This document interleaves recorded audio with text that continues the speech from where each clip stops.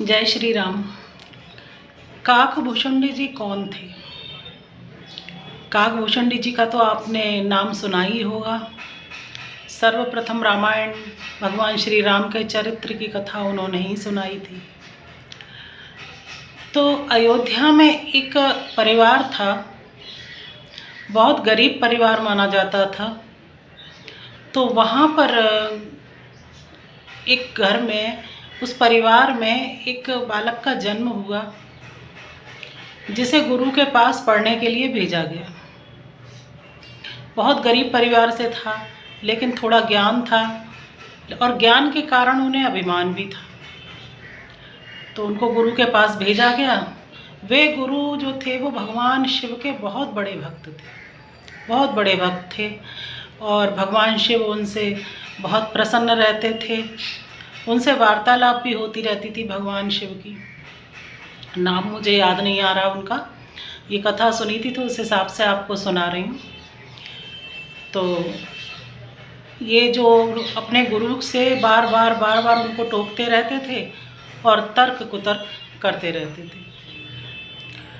गुरु बहुत परेशान रहते थे। अब अभिमान में आकर इन्होंने गुरु को बहुत ज़्यादा परेशान करना शुरू कर दिया। परेशान से मतलब प्रताड़ित करना नहीं, तर्क कुतर्क करना। वो जो भी समझाते थे उसका विपरीत करने लगे। तो गुरु बहुत परेशान हो गए और उसके बाद में भगवान शिव ने अपने भक्त यानी उन ऋषि का अपमान जान करके काकभूषुंडी जी को शाप दे दिया था। उस जन्म में उनका नाम क्या था ये नहीं मालूम, लेकिन उनको शाप दे दिया था कि तुम्हें 1000 वर्ष तक इसी तरह से भटकते रहोगे और तर्क वितर्क कुतर्क करते रहोगे, अधम योनियों में भटकते रहोगे। 1000 वर्ष के बाद तुम्हें ब्राह्मण का जन्म प्राप्त होगा। अब 1000 वर्ष बाद, 1000 जन्मों के बाद उनको ब्राह्मण परिवार में जन्म लेने का अवसर मिला।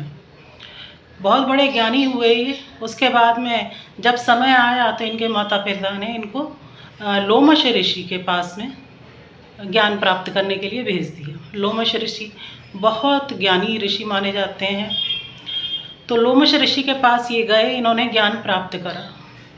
लेकिन उस जन्म में भी उनको वही अहंकार था, ज्ञान का अहंकार था, और वो यहाँ भी ऋषि का बार बार अपमान करने लगे। एक दिन ऋषि को बहुत क्रोध आया, लोमश ऋषि को, और उन्होंने कहा कि जा, तू बहुत ज़्यादा तर्क तर्क करता है, तू अधम योनि में जा और एक चांडाल पक्षी यानी कौआ जो है उसकी योनि में जाकर जन्म लेगा। अब ये कौआ बन गए, लेकिन काक बन गए, लेकिन इनको ज्ञान पूर्ववत रहा। जैसा पहले ज्ञान था वो पूरा ज्ञान इनको रहा। तो एक बार भगवान शिव से जब माता पार्वती को ये कथा सुना रहे थे श्री राम की, तो इन्होंने सुन ली।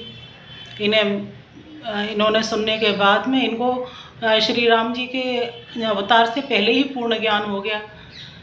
और जब भगवान श्री राम एक बार छोटे थे, बहुत छोटे थे, और वो रोटी खा रहे थे, रोटी का छोटा सा टुकड़ा उनके हाथ में लग रहा था। तो जब इन्होंने देवताओं के मुख से सुना कि अयोध्या के राजा दशरथ के यहाँ भगवान श्री हरि ने अवतार लिया है, तो उन्होंने उनको लगा कि मुझे देखना चाहिए कि क्या ये बात सच है। तो वे गए और उन्होंने जाकर के श्री राम के हाथ से रोटी छीन ली। श्री राम रोने लगे। छोटे से बालक थे, मानव रूप में थे, मानव अवतार में थे, तो मानव लीला तो करनी ही थी। तो वो रोने लगे। तो इनको शक हुआ कि तीनों लोगों का स्वामी भगवान श्री नारायण हैं ये, तो ये एक छोटी सी रोटी के टुकड़े के लिए रो रहे हैं।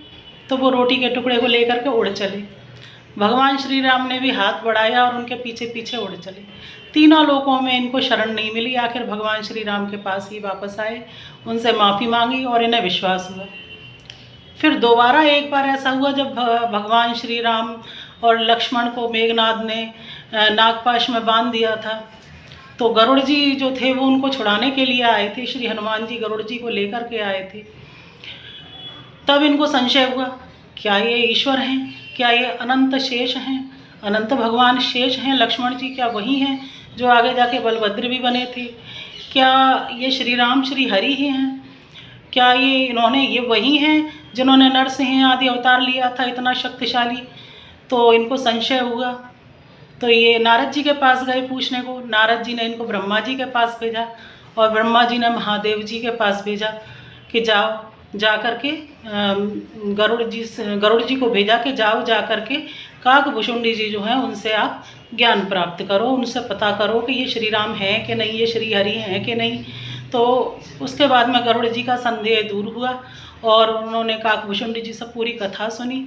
इस तरह से पहली श्री राम की कथा भगवान शिव के मुँह से काकभुशुंडी जी ने सुनी थी।